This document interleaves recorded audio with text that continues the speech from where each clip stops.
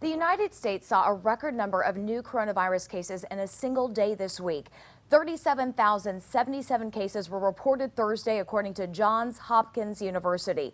The virus is also pushing scientists to study what's happening to gain new insight into how to end this pandemic.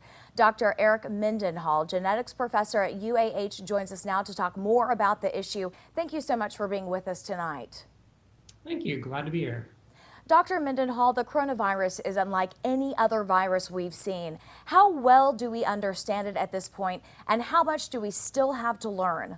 We still definitely have a lot to learn about it, and there's lots of scientists working hard and lots of papers being published every day on the coronavirus. And I would say we know a lot. We probably know as much about this virus now as most viruses, even the infectious disease ones.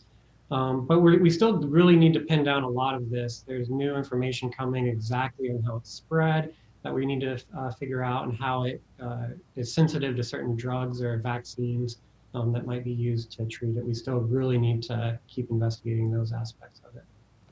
We already know that adults can get reinfected with cold-causing coronaviruses.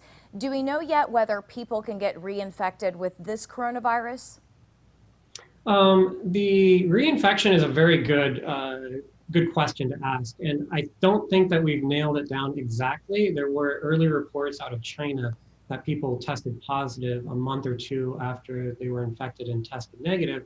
That's been confirmed in other countries, but we really don't know if they're symptomatic when they get it the second time or how long it takes. But it does look like there's a chance at least the virus can result in a positive test for the virus, whether or not they can transmit it or if they have any symptoms. I don't think we know that yet.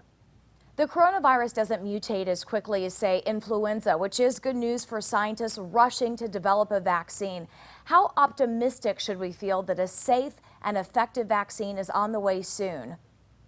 We are on the right path. I think there are lots of different organizations and groups looking at lots of different angles. There's about 4 or 5 different ways you can make a vaccine scientifically, and all 4 or 5 of those ways are being looked at by numerous companies, academic labs. The Gates Foundation is assisted greatly in this.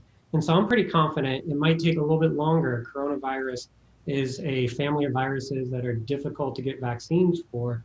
And it might not be 100% effective vaccine, but I think we really will have something that will decrease the contagiousness or the symptoms for people within the next year. I would really hope we were there.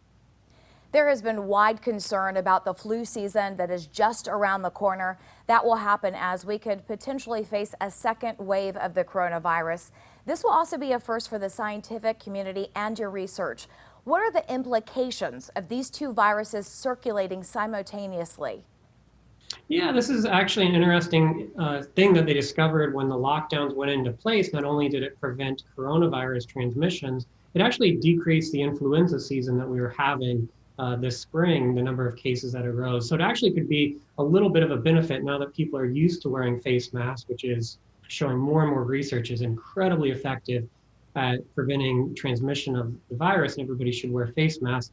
I think now we might actually have a more muted influenza season because people are more used to these social distancing, wearing face masks, washing their hands frequently, which could be a benefit to both coronavirus and influenza in the fall. The state school superintendent announced today a new back-to-school plan. One of the options is students returning full-time to the classroom. Do we fully understand how the coronavirus affects children? And at this point, what don't we know? And I have kids myself that are elementary school age. There are a lot of studies going on trying to pin down exactly what children's role in coronavirus. And the younger kids, the elementary age kids, we do really know that if they get infected, they probably aren't going to be spreading it to a lot of people. They're not highly infectious, and they have very mild symptoms. That's not saying there aren't kids that are immune compromised. I heard tragic stories of kids on chemotherapy or with cancer that are susceptible to this. But by and large, the children are probably less affected if they are very young age in terms of this pandemic. So we need to understand more. Can they pass it on to their teachers? What's the safety issue of the adults in the school? to really understand what opening up schools will look like and how to take the best safety precautions to protect everyone. Anything else that would be important for us to know tonight? A mask wearing, and I really hope that everybody, I'm at work here and I have one that I wear when I step out of my office.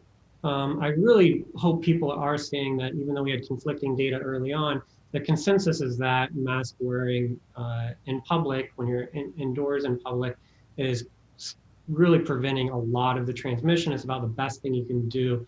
And I really hope that people, Coach Nick Saban's already putting out PSAs telling us to do this. I really hope people follow this advice and wear masks when they're interacting with lots of people, and especially in indoor public areas. Dr. Eric Mendenhall, genetics professor at UAH, thank you so much for your time tonight. Thank you very much.